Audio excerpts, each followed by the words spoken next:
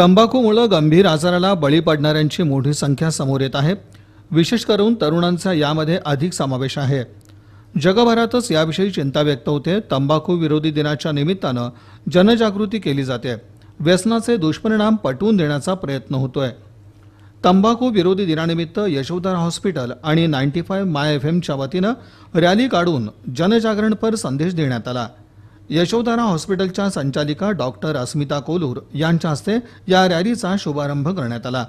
गंभीर परिणामांविषयी वेळीच दक्षता घेणं गरजेचं असल्याचं यावेळी डॉक्टर कोलूर म्हणाल्या। आज 31 मे जागतिक नो टोबॅको डे आहे।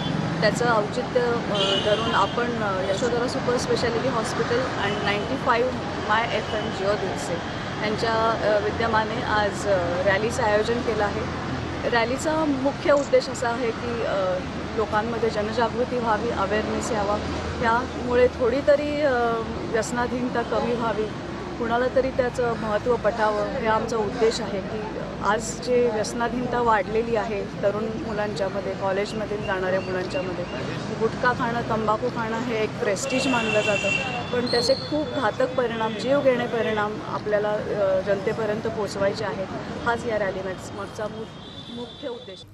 कार्यक्रमाच्या यशस्वीतेसाठी अब्दुल्ला कलादगी, संदीप पाटील यांच्यासह अन्य मंडळींनी परिश्रम घेतले।